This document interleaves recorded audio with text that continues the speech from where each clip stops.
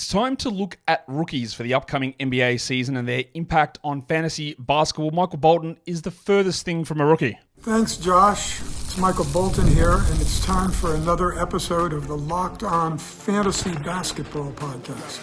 Let's get to it. Let's get to it, indeed. You are Locked On Fantasy, your daily NBA fantasy podcast. Part of the Locked On Podcast Network, your team every day. Hello and welcome to the Locked On Fantasy Basketball Podcast, brought to you by Basketball Monster. My name is Josh Lloyd, and in honor of Oasis reuniting, I'll give you one of those. I'm also the lead fantasy analyst at basketballmonster.com, and you can find me on Twitter, as always, at redrock_bball, on TikTok at redrock_bball, and on Instagram at Locked On Fantasy Basketball. Thank you for making Locked On Fantasy Basketball your first listen every day. We are free. We are available on all platforms, so give us a double bang, hit the thumb, leave comments down below. That is always a great way of helping out the show. Like I did say, we are going to be talking about rookies, and you've heard it. You've heard the hyperbole, and it's not hyperbole. And there'll be a lot of people. There'll be the contrarians who will jump into comments and say, "Well, actually, the experts don't know anything. Teams don't know anything. There's always going to be a good player that comes out of this draft. This isn't actually that bad of a draft. Actually, it's a really good draft." There'll be someone who thinks that. I don't see it. I haven't seen it all the way through this process. Nothing changed my mind about any of that at Summer League. Also mix in the fact that two of the top three picks went to teams who weren't two of the anywhere close to the worst teams. They were like the teams that just missed out on the playoffs. So even those guys who you'd think would have this clear path to these big minutes, they weren't picked at the top. And even the guy at number 4 signed veteran free agents with the Spurs and Steph Castle and all that sort of stuff. So it's not a usual draft class. And we all know that there is usually a hyper overreaction to rookies in fantasy leagues, and that can get you into trouble depending on where you select these players. I actually don't think that people are going to get into trouble with rookies this season, because I just don't think there's anybody, honestly, anybody who is watching this or anybody who is playing fantasy who is going to be going hard and going early on these guys. I just don't think that's going to be a thing that happens, and that will sort of insulate you somewhat. So like I said, we're talking about these rookies. Before we get into discussing the individual rookies here, let's just have a look at how rookies have performed in fantasy over the last few seasons. If you go back to the 2020-2021 season, this is the Anthony Edwards LaMelo Ball rookie class. In that year, there were no top 50 points league players and no category -1 head-to-head per game guys. There were 3 in the top 100 for points and 3 in the top 100 for categories, and there was the same if you just expand it out to 120. So I do like to look at this from a perspective of like, who's a top 50 guy, which is an excellent rookie. Top 100 is a really strong guy who's been on your team all season. Top 120 is pretty good, but if you're sort of in between that 100 to 120 zone, you could be on and off rosters. And in that season, there were 3 players who were top 100 players in points leagues and category leagues per game for the season. That doesn't mean there aren't other players who sort of step up at different times and you use them in certain areas, but it was the 3 guys for the duration of that season who were able to maintain fantasy value. If you look at the next season, which is the 21-22 NBA season, this is the Cade Cunningham, Evan Mobley, Scotty Barnes, Jalen Suggs draft. There were no top 50 points players. There was 1 category top 50 guy. There were 4 in the top 100 for points and 4 in the top 100 for categories, and 6 in the top 120 for points and 5 in the top 120 for category leagues. So that's a banner year. Double the amount of the year before. And this can happen. We knew that draft class was considered a little bit stronger, and it played out that way. 5 to 6 top 120 guys versus 3 the previous season. If you look at the 22-23 season, this is the Paolo Banchero, Jabari Smith season. Would have been the Chet Holmgren season, but he obviously didn't play at all as a rookie. We didn't have a top 50 points guy or category league guy. We had 1 top 100 player for points in categories. We had 4 top 120 guys for points and 3 top 120 guys for categories. So again, that was also considered a little bit of a weaker draft class, more in line with the LaMelo Ball, Anthony Edwards group of rookies. And we have 3 usable players over the course of the season. Now we look at last season. Of course, this is a slightly different season because we had Victor Wembanyama, but we also had Chet Holmgren in this rookie class as well. So we had a top 50 points league player. We had 2 top 50 category guys, 2 top 100 points, 2 top 100 categories, and 3 top 120 points guys, and 3 top 120 category guys. Now, this was, I thought, a really strong draft class, but the situation where a lot of the players, like an Amen Thompson or whatever happened with the Sarr Thompson and Scoot's real struggles, Brandon Miller was even coming off the bench early in the season. A lot of the players who I think are going to be really good players in this draft class, they didn't find themselves in the perfect scenario. So as you see over the last 4 seasons, it's top 120 as a general, it was 3, 6, 3, 3. So that's the average. It's around 3.5 standard league rookie contributors each season. That is the usual way that rookies play out. Some seasons you'll have 6, some you'll have 3. This season is obviously it's a little bit different because this is just not a really strong draft class. Actually, no. I'm going to get into that in a sec. I've got one other thing I've got to talk about because I want to see what happened after the All-Star break with the rookies from last season because that is important to note as well. We had 5 top 120 points league guys, 5 top 100 points league guys after the All-Star break, and 5 top 120 category league guys after the break. So it went from 3 to 5 for both points and categories. Because someone like Scoot started doing more towards the end of the season. Brandon Miller, his role was more secure at the end of the year. And they were able to jump up. And that is a common theme as well. We know this, especially with guards, but a lot of rookies. You'll get bigger performances from rookies in the second half of the season. And a lot of the times, holding them in a redraft format to begin the year just doesn't pay off. The total value for the year is not there. Stashability in most formats is not a viable strategy. So, look, we see that went from an average year to a high-end year with 5 rookies top 120. Pretty common sort of pattern. And now we talk about this season. How many rookies do I have projected as top 50 players or top 100 players? Where does Yahoo rank the rookies? How many do they have top 50 and top 100? Usually, there is a rookie, the highest ranked rookie last season, a little bit different because of Vic and even Chet. Like they were both projected like top 40, top 30.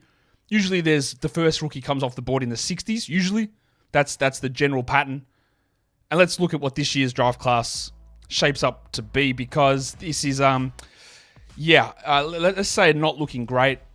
I have 0 players in my top 120 for points leagues. I have 0 players in my top 120 for category leagues. And Yahoo's X rank, after they just redid the board yesterday, they have 0 players in their top 120 as well. They did have a couple. There was Kel'el, Ware, and Zaccharie Risacher were in the top 110 on the first X-rank list they put out, but that's been reverted and they aren't there anymore. So this is probably the first time since I've been doing this job or playing fantasy really that I can remember, but doing work around fantasy, that we haven't got a single rookie projected to be a top 100 player. And even then, we can push back and I can be someone who at times is, a rookie in this spot is fine to use and we'll see what happens. And I'm probably less rookie averse than other fantasy analysts. But I'll usually be like, okay, in the 80s, let's take a look at this guy. And then once we get outside the 90s, let's take a few flyers. I have nobody that's projecting highly at all out of this class. That doesn't mean that things won't shake loose due to weird form, injuries, trades, tanking down the stretch. But the way things stand, I have 0 interest in picking any rookie in the top 100. And to me, they all sit at the moment in flyer territory. That's the only spot that I'm seeing them. If your league is deeper than a 12, then more rookies do start to come into consideration. But for me, I'm not looking at any rookies inside the first 10 rounds. Let's say first 8 rounds, definitely. First 9 rounds, probably not. And I don't think I would do it in the 10th. Maybe in the 10th. We'll talk about those rookies in a sec. But it's not looking good at this point. Today's episode is brought to you by eBay Motors. eBay Motors knows that you don't want a rookie handling the parts for your car because, as we know, rookies generally suck. You'll get the occasional one that's good, but eBay Motors isn't that. They are a trusted veteran in the field of automobile parts. So whatever part that you're getting, well, you know that A, it's coming from eBay, so it's going to be great. But the guaranteed fit means that the part that you get for your car, and they've got a range of over 122 million parts for you to choose from, you know that that part is going to fit, because if it doesn't, you get your money back. That is the eBay guaranteed fit.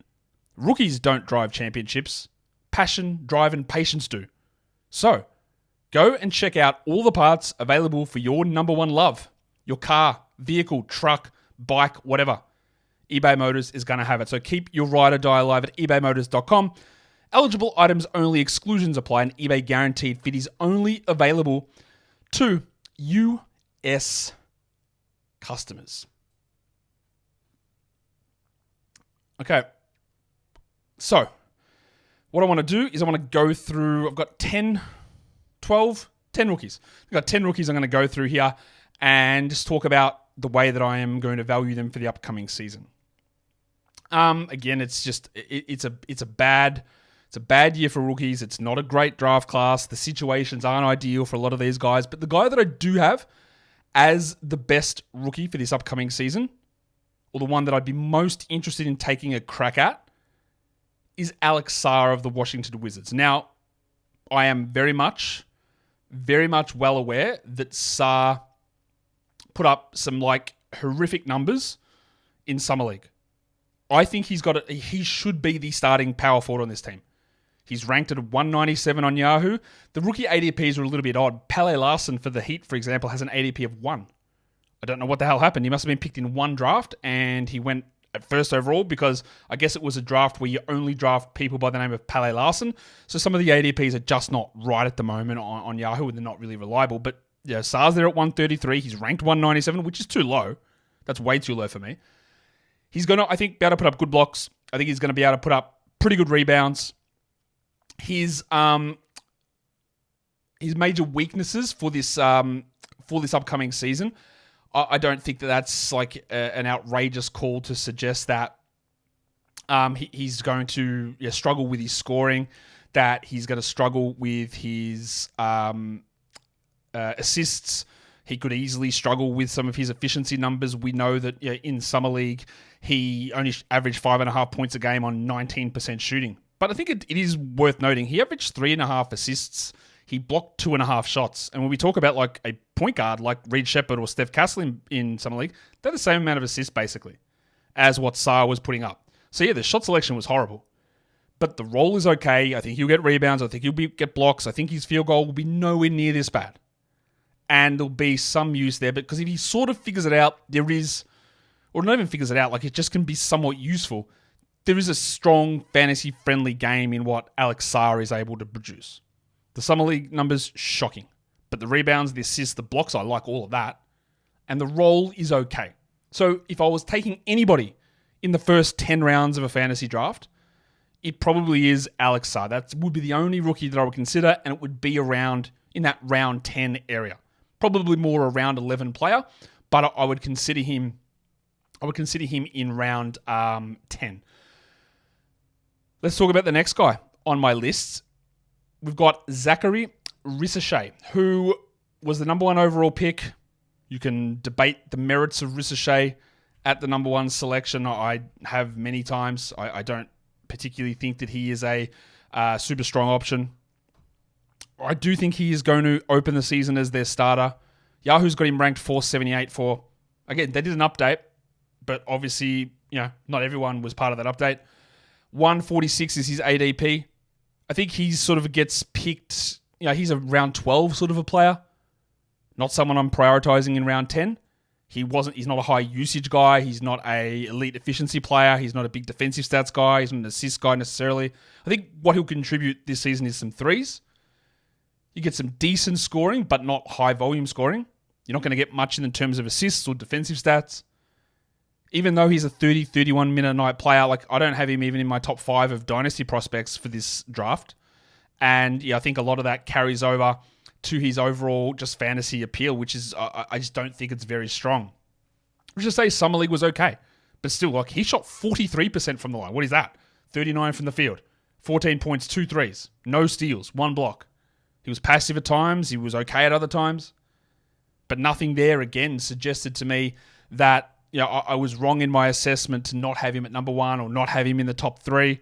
And nothing there, again, suggested that I need to be making reaching moves to go and grab him in a fantasy league. I don't think that there is much there that gets me super excited with what Risacher does. But he's okay to take a crack at towards the end of a draft. I think that's somewhat of a reasonable way to look at it in that round 12, because I don't think there's going to be many of these players who are actually starting this season as starters. And honestly, I'm not even sure that these first two that I've spoken about, Sarr and Risacher, I don't even know whether they start opening night. I mean, they could, and you think they would as being pick 1 and pick number 2, but not necessarily. Hunter could start over Risacher. Kuzma could start at the 4 in Washington. They're not necessarily going to be starters, which is just not a common thing for the number 1 and number 2 overall pick, which I think we might run into that problem. The third guy that I've got in terms of rookie fantasy rankings is Zach Edey. Now, I am not a big Zach Edey guy from a long-term NBA prospect perspective. I think that he's going to have some real trouble with his defense, which limits his time on the court. I think that he is going to come down massively from the usage that he had in college, and he's like 85% free throw rate. And by that, I don't mean that's not his free throw percentage. I mean, he was going to the line 85% of the time, like a 0.85 ratio of field goal attempts to free throw attempts. Meaning, basically, half of what he was doing was free throws. He's slow. He won't pass. I don't think he's going to be able to shoot. Doesn't get steals at all. I think his block numbers could rise because he sort of held back on his shot blocking in college to stay on the court. He's currently got an ADP of 100 on Yahoo. He's ranked outside that. He's 140th. I said he was higher than that on the initial release. And he's the one that I feel, Zach Edey, the most confident about that he is going to be a starter for Memphis. Now, starter doesn't mean that he's playing 30 minutes a night. I don't think that happens. I actually would think 25 or under is more likely. They can go with Jaren. They can go with Brandon Clark. They can play Vince Williams at the 4. I don't think there's a 28-minute role here. Again, he's a rookie. I don't think he's going to be particularly good, and they've got other options they can use. But he will get rebounds. I think he will have a pretty good field goal percentage, and he'll be pretty strong at blocks. He'll have some struggles in other areas, and we already saw it in Summer League. Yeah, he didn't play a huge amount. He had 21 minutes a night, but his usage went down from 33, 34 in college down to 17. He blocked 2.5 shots. He didn't take a single free throw. He had 10 and 9 with half an assist. Again, it's 2 games and he hurt his ankle in the second one. So these are all limited samples. And he could have done a lot more than that had he stayed healthy through more of Summer League. But yeah, I'm not super in love with him as a player or a prospect, but I do think that I'm the most confident in Edey being a starter for this upcoming season. If you want to pick him in round 11 or round 12, I think that's fine. If you wanted to move it into round 10, I can get that as well. But I think the upside for him is low, and I don't think we're seeing a 30-minute a night role, whereas I think that's distinctly possible for Sarr and for Risacher. I'm just not sure how good they actually are in those minutes to really get us super excited. So they're my top 3 guys for rookies for this upcoming season. Again, it's not an awe-inspiring group by any stretch. The next guy I've got on the list is someone who would be a very clear draftable player had the situation been quite different. But it's not, so he's not. It's Donovan Clingan, who put up some amazingly great numbers through at Summer League. Like some fantastic numbers. But the problem is that what is his role? Now, he hasn't been updated on Yahoo either. 482 is his rank. 137 is his ADP. I don't know that he's even a draftable 12-team league player. I guess you can, but to me, he's a guy that you would draft, and then you'd probably drop him opening night, honestly. He's not going to score much. He started to do some weird stuff in Summer League in terms of the way that his game was flowing. You can have a look at his numbers if you're watching on video, that he shot like 36% from the field. He was taking so many weird pull-up long 2s and 3s. He did hit 0.8 threes a game. He had 9 rebounds, 9 points, 12 rebounds, and an astonishing 4.3 blocks in 25 minutes.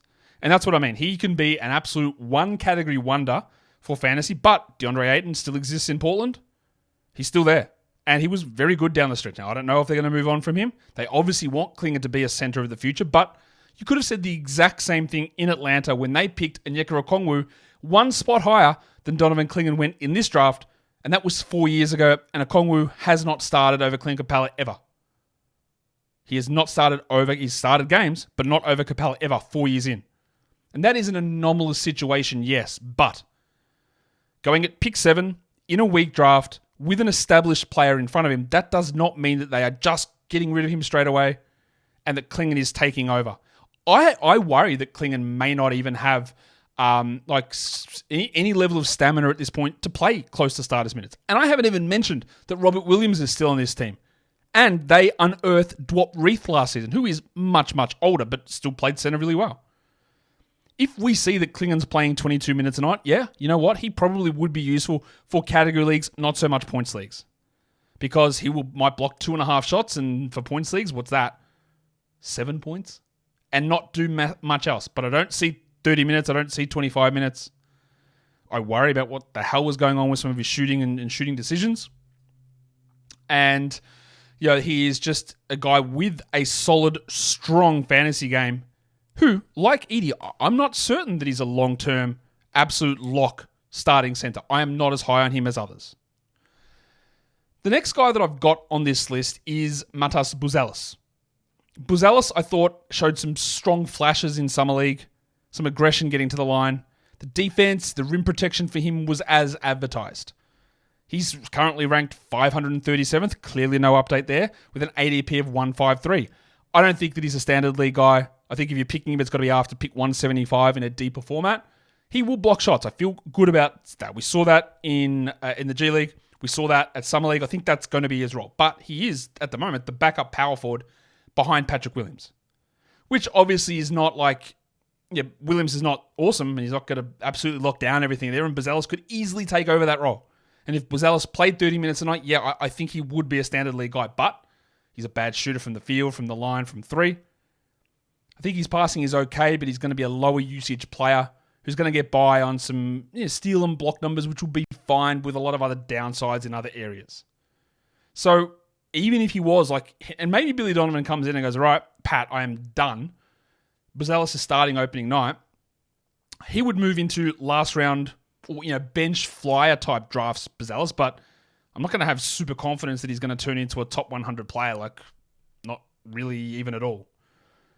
We can go back to Washington and we can talk about Alex Sarr's teammate now. He's my 6th guy on my rookie list, and it is Carlton Bub Carrington. Bub, I thought, was very impressive in Summer League. He doesn't have an ADP at the moment on Yahoo. He's ranked 265th. At the moment, I think he's the backup point guard. I think Jordan Poole starts at point guard. And I think Malcolm Brogdon gets combo guard minutes off the bench. And eventually, I think Carrington's going to be playing 25 minutes a night. Whether he works alongside Jordan Poole, I don't know. But I think they're going to try and figure that out at some point this season. But what we do know about rookies and what we do know about rookie point guards, let alone ones who are drafted at number 14 in a very weak draft, is they are going to suck. And he is going to have some significant percentage problems. I think his assist numbers could be okay, especially down the stretch. I think he might get some steals, which he did at Summer League, but not really. He didn't do that in college. He's got good size. He's going to take volume threes, I think. But the role is not clear at this point. I think we'll be using him during the season for fantasy, but not a draftable guy. A guy that we're looking at in deeper leagues outside the top 175, I think is probably going to be the most realistic spot. That brings us to another point guard, who was very clearly, I thought, the best rookie at Summer League. He was a guy that I had number 2 in my dynasty tiers. I had him number 3 overall on my draft board, and it's Reed Sheppard. And there'll be many of you who looked at what happened at Summer League and will be very quick to move him into your number 1 spot on your dynasty draft board, number 1 spot on your real-life prospect rankings, and I get it. He was really impressive. His stat set coming out of college was absolutely unbelievable, and a lot of that stuff actually did translate across.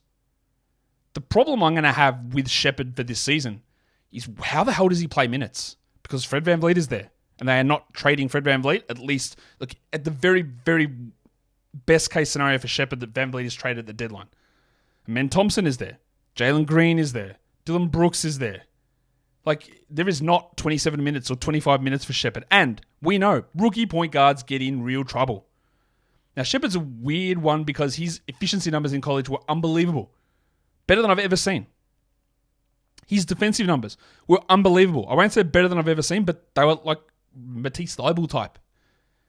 And in Summer League, he came in and he averaged 2.8 steals and 1.3 blocks and shot 50% from the field. Averaged 20 points with 5.3 assists. They're unbelievably good numbers. He was so good in that Summer League team. But that doesn't mean that he's playing 27 minutes a night, nor does it mean that he's immediately good in the NBA. His ADP is 110. Again, iffy ADP numbers. He's ranked at 186. Not often you're going to be sitting there going, man, I can't wait to get the fourth string guard on the Houston Rockets. Because literally, Green, Van Vliet, Amen. Like Sheppard is the fourth string guard. And you can say, well, Amen's not a point guard, he's a wing. That's all well and good. But in terms of prioritization for minutes, Van Vliet will play 36, 37. Give you 11 or so minutes at backup point guard. And then Amen's getting the backup minutes at the 2. And because at the 3, you got Whitmore and Eason. There's just no minutes there. So while it's great to see some of these things, and he's got an unbelievably good fantasy game, Reed Sheppard, unbelievably good. But you've got to be on the court to see that. And I don't really think he's going to be hyper efficient straight away in his NBA career. That seems like an unrealistic expectation. One rookie who is, at the moment, in terms of where I project him and the stat projections and the rankings, he is down the list here. We are talking about the 8th guy on my rookie list because I don't know where it goes. But in terms of where the path to minutes is, Karlo Matkovic has to be there. Because at the moment, who the hell is the starting center for the Pelicans? It's probably Daniel Tice. But it could very, very easily become Karlo Matkovic. He was much better than Yves Missi through Summer League. He's got an ability to stretch the floor. He can rebound. He can protect the rim. He's got energy. He was drafted 2 years ago. He could be the starting center. At the moment, he's ranked 161. I see Titus got his little claws into that and jumped him way up the rankings. I am absolutely on board until we find out more through training camp and preseason, which we might find out that Matkovic is the third stringer and doesn't play, and then we have no interest, right? But if we're considering stuff now, like we take a flyer on a guy who might be a starter, it is easier for centers to put up fantasy numbers. So maybe he could be the 110th best player if he played 24 a night. Again, a huge stretch to get there. But he can block, he can have decent efficiency, he can shoot a bit, he can rebound. He's not going to get assists or be a high volume usage guy at all. But there is at least a very clear path that you can see where it's like this makes a ton of sense that Matkovic could play. Again, you could argue that someone else will get that role, but you don't have to twist yourself into a pretzel to find a way for him to get these minutes because you just don't. Another guy who was really impressive in Summer League is Kel'el Ware. Superman looked great for the Miami Heat. He comes in at the moment, I'm pretty clearly the backup center. There will be many people who watch this go, Josh, they'll just start him next to Bam. And while, that is a great pipe dream, I don't think that is going to happen. I think we'll get a little bit to see them together. But I think that they want to see what Nikola Jovic, Little Chungus, does as the starting power forward in a larger role than what he had last season. They also re-signed Haywood Highsmith, who plays the 4. I don't think that first night, Ware is starting, Bam's at the 4, completely changed their whole squad. I don't think that's happening.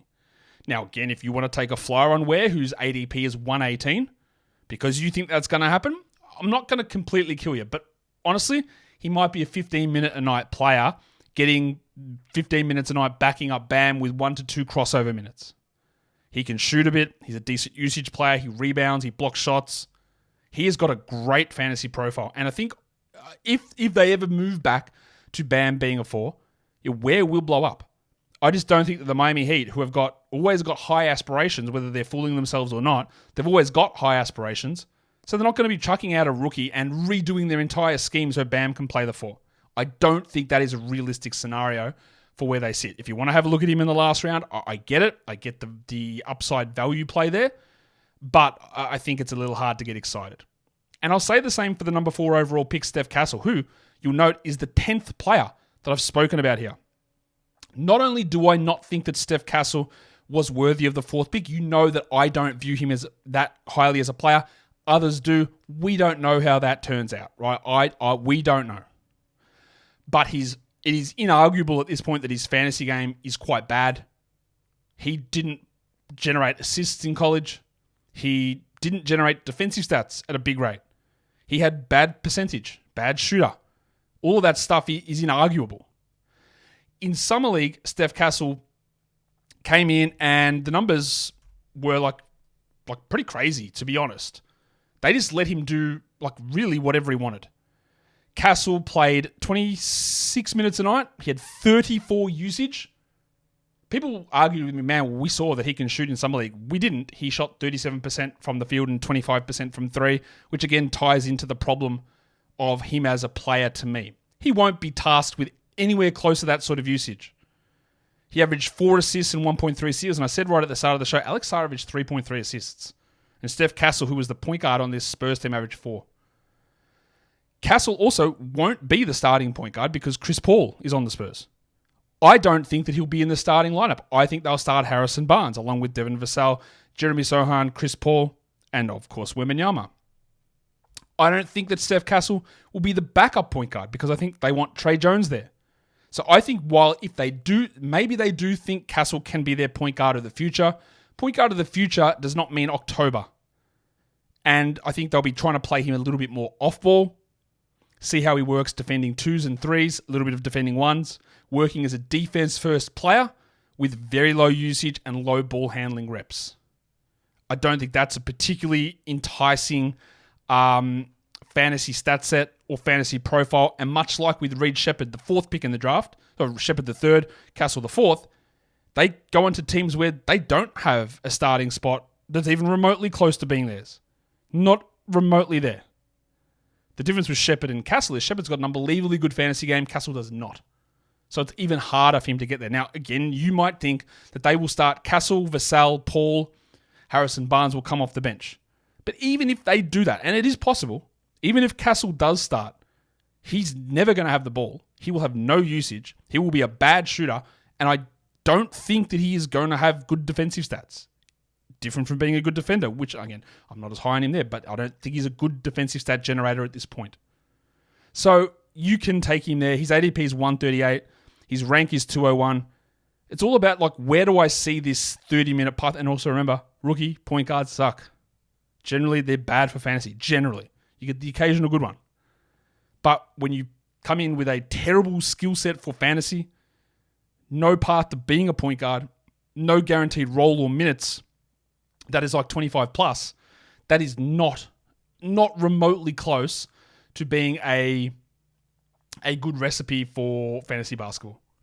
So, I know that is all very much a downer. We do generally love the younger guys. We love the hype of the unknown. But I do think that kudos to the Yahoo rankings. They haven't gone over the top with this.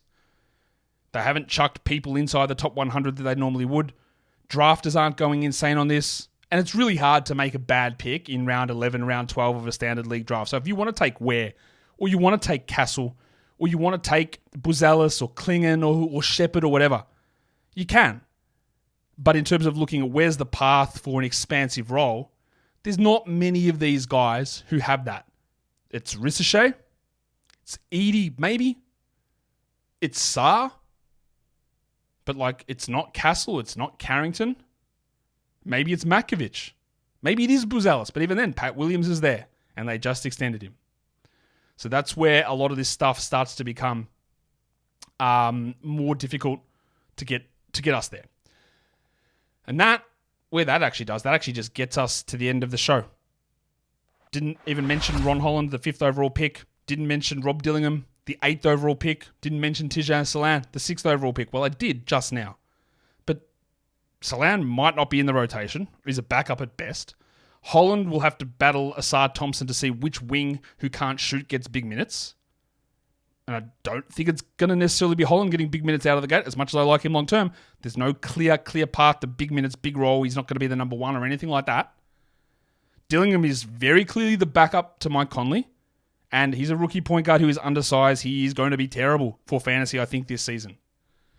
So, if you want to be contrarian and whatever you think, I cannot find any argument to suggest this is a good batch of rookies who are going to have any real impact on fantasy outside of things that become unpredictable, like a long-term injury. Maybe there are some things that change, and end of season things will be very different. Like Bub could be putting up very good numbers in March or April. That is possible. because they will be bad.